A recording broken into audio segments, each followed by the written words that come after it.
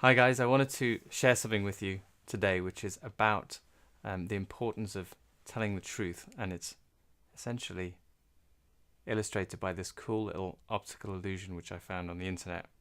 Obviously, I then downloaded it into reality and printed it out.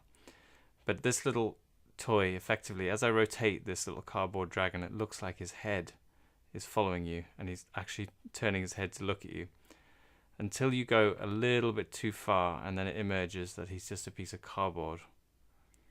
And what I love about this illusion is it really tells you about what is what our brains are actually doing. So what this means to me is that our brains are like meaning synthesizing devices. That's what they do. They literally try and take a vastly complex world that we actually cannot understand in its full detail, and it tries to simplify it so that we can navigate.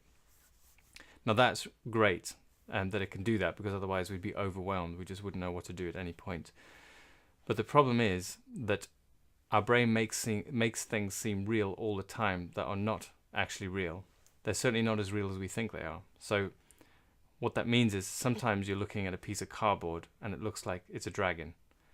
And I actually think this happens all the time in people's minds, that when you're in a situation that you don't fully understand, you start to create images that are often vaguely terrifying. Although that's not the most terrifying dragon. I think the analogy holds that you start to navigate through life in trying to dodge in things that aren't actually there.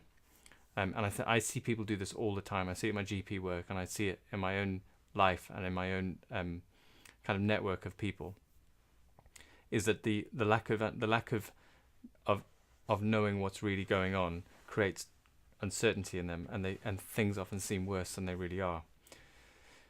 The other thing that's really important about this dragon that I really like about it, which is why I've been thinking about it most often recently, is that if you've got 2 or 3 people looking at this dragon, all trying to figure out what's really going on, but they're all looking at it from different angles, well, then you're going to have quite quickly discover what the truth is about this, that it isn't actually looking at you when you rotate, but that it's just a piece of cardboard.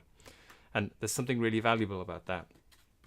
But what you do need for that to work is you need people to work together. So around every problem, you need as many eyes as possible, and you need as many of those people to be brave enough to try and articulate what they see, because none of them are in full possession of the truth, and that's the key thing. I actually call it on here Harry the Humble Dragon. So Harry the Humble Dragon, he makes us humble because he makes all of us see that we only understand part of the truth, and that we need other people to help articulate what they can see in order for us to move closer to the truth. So this is happening all over the place. Every time you have a row with your partner, both of you are in touch with different views of the same problem, often completely different views. And if you are humble enough to think, there's something in this message that I can use to help me better understand the situation, so let me listen first. Let me try and figure out what the truth is that's hidden in this message. Because, by the way, the truth is not necessarily what people are saying, but it's a reflection of a truth. So if I looking at this dragon from my point of view and you're seeing the back of it, I'm saying, I promise you that dragon is rotating its head, and I'm going on and on about how it's definitely moving and it must be real. Now, clearly some of that is not true, but my description of it will give you information that can help you find the truth. So it's important to get that out. It's important to actually try your best to understand exactly what other people are saying, even when you disagree with them. Now, I think this is true in politics at the moment in particular, that there's a lot of noise going on, and people are shouting stuff at each other that they disagree with each other, and they're vilifying each other. And this is what people do. When you don't understand why someone wants Brexit, when you want to be part of the EU, and you make them into a dragon, then you're failing to realize that there's some truth in what they're saying, even if it's not quite what they are saying it is, that the two of you together could actually get closer and actually resolve the problem yourselves better if you took the time to listen and believe that both of you are in touch with some version of the truth, and that the two of you together talking about it will eventually describe the reality of what you're looking at in much more detail than either one of you can do on your own. So I think it's a really powerful thing. Now, but the problem is, it takes bravery for you to describe something differently to someone else. It takes risk. So to actually look at someone and say, I disagree with you and I see that totally differently.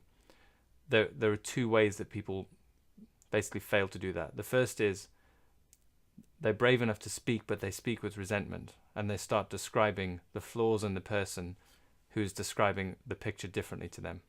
And they're aggressive and they're resentful, and it creates division. The second thing is they try not to have any conflict at all, because conflict is risky and it's unpleasant. And instead of describing the dragon how they see it, they water it down and they say, well, it might be that way. This is something I'm particularly guilty of, is that, and I'm working on, which is that you've got to be brave enough to describe things in their painful detail sometimes, in order for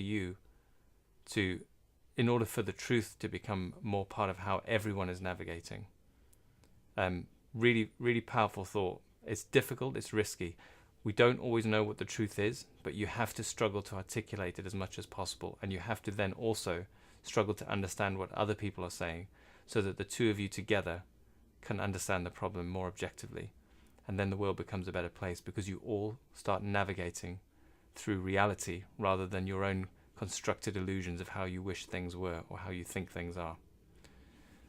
So that's my thought for today. I hope you found that interesting. If you want one of these, you can download them.